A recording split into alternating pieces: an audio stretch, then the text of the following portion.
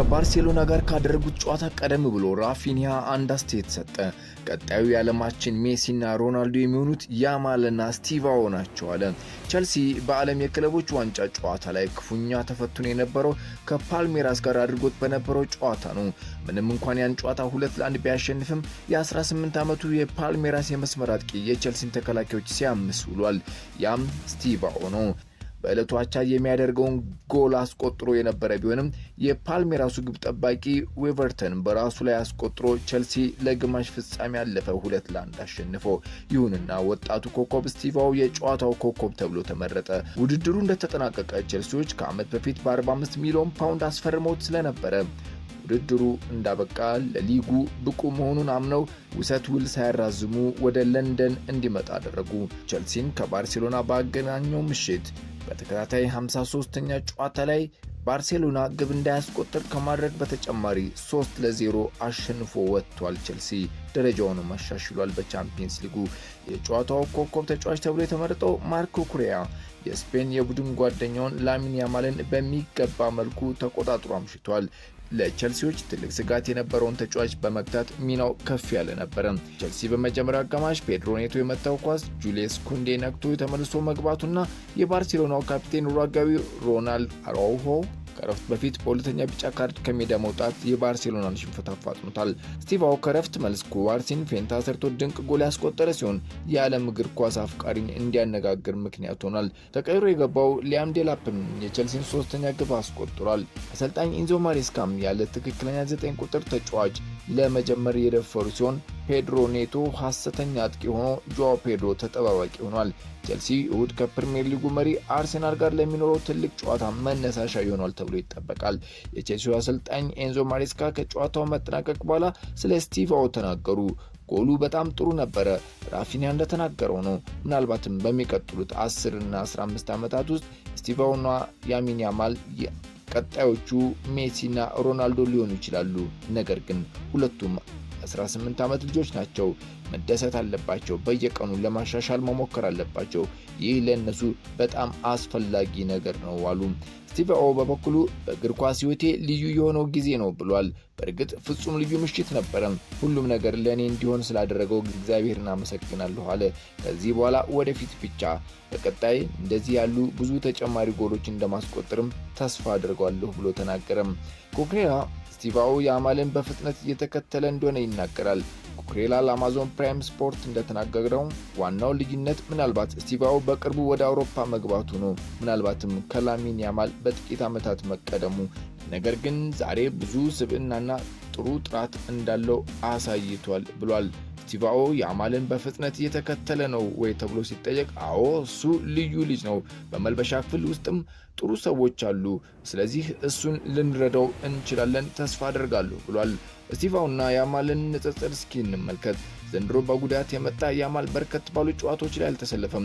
በጠቅላላ በዋና ቡድን ያደረጓቸውን ጨዋታዎች እንመልከት። ያማል 128 ጊዜ ተጫውቶ 31 ጎሎች አስቆጥሯል። 30 ለግብ የሚሆኑ አመቻችቶ አቀብሏል። ስቲቫኦ ከፓልሜራስ ጨምሮ 83 ጨዋታዎች አድርጎ 27 አስቆጥሯል። 15 ለግብ የሚሆኑ አቀብሏል። ስቲቫኦ በርከት ያለ ግብ በአነስተኛ ጨዋታ አስቆጥሯል።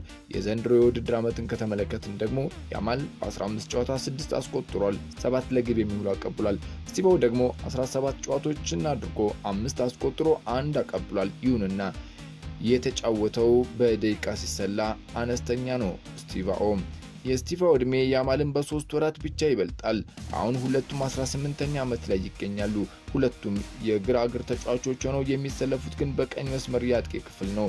ያማል ፈጠራ ላይ ሲያተኩር፣ ስቲቫኦ ቀጥተኛ ኳስ አጨዋወት በአብዛኛው ይታይበታል። ይህ እሱ ፈልጎት ሳይሆን ምናልባትም አስገዳጅ የሆነ ይመስላል። አጨዋወቱ ሲታይ የፈጠራ ብቃቱንም ምሽት ላይ በሚገባ አሳይቷል። ያማል ብዙ ጨዋታዎችን በከፍተኛ ደረጃ ተጫውቷል። በ18 ዓመቱ በባርሴሎና ዋናው ተጫዋች ሲሆን የክለቡን ቁጥር 10 ማሊያም ተሰጥቶታል። በተጨማሪም በአውሮፓ ቻምፒየንስ ሊግ እንዲሁም በስፔን ብሔራዊ ቡድን በዩሮ 2024 ውድድር ዓመት ላይም ተሳትፏል።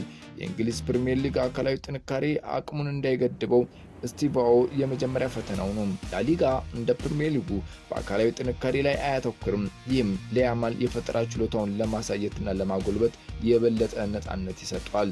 በጥራታቸው ማንም አይደራደርም። ብዙ ባለሙያዎች ሁለቱም ተጫዋቾች የወደፊቶቹ ኮከብ እንደሆኑ አድርገው ይመለከቷቸዋል። ያማል በከፍተኛ ደረጃ ባለው ልምድና ቁልፍ ለሆኑ ጊዜያት በሚያበረክተው አስተዋጽኦ ይታወቃል።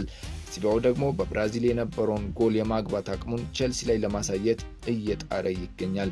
በነገራችን ላይ ስቲቫኦ በቻምፒየንስ ሊጉ 3 ጨዋታዎች ላይ በተከታታይ በማስቆጠር ሶስተኛ ወጣት ተጫዋች ሆኗል። ከዚህ ቀደም ኪሊያን ምባፔ በ18 ዓመት ከ113 ቀን፣ ሃላንድ በ19 ዓመት በ107 ቀን እንዲሁም ስቲቫኦ በ18 ዓመት 215ኛ ቀኑ ላይ አድርጎታል። የባርሴሎና አሰልጣኝ ሃንስ ፍሊክ ልጆቼ የቻምፒየንስ ሊግ ዋንጫን ከፈለጉ ከቼልሲ ሊወስዱ የሚገባ ነገር አለ አሉ። በተለይም 1-1 በሚደረጉ ፍልሚያዎች የበለጠ ኃይለኝነት ወይም አግሬሲቭ መሆን አለብን አሉ። ቼልሲን ስትመለከት ሁልጊዜም ያ ባህሪ ያላቸው፣ በሰውነት የበለጠ ይጫወታሉ፣ በ1-1 ፍልሚያ የበለጠ ንቁ ናቸው።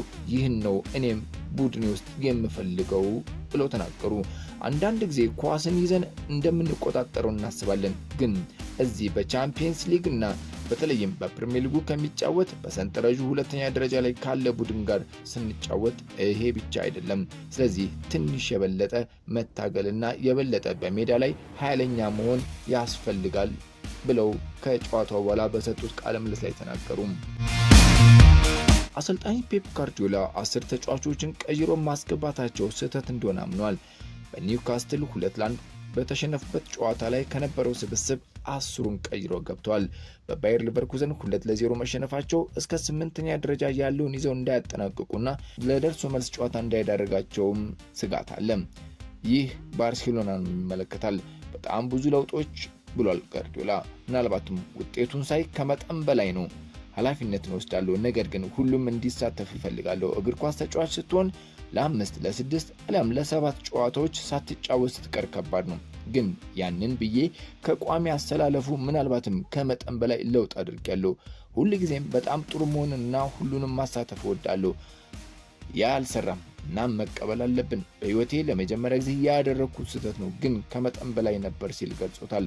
ውጤቱ በሚቀጥለው ወር ሲቲ ወደ ሪያል ማድሪድ በሚያደርገው ጉዞ ላይ ተጨማሪ ጫና ይፈጥርበታል። የጋርዲዮላ ቡድን በጥር ወር ከቦዶ ግሊምትና ከጋላታሳራይ ጋር ሌሎች ጨዋታዎች አሉት። እናም ባለፈው የውድድር ዘመን 22ኛ ደረጃን ይዘው በፕሌይኦፍ መጫወታቸው ይታወሳል።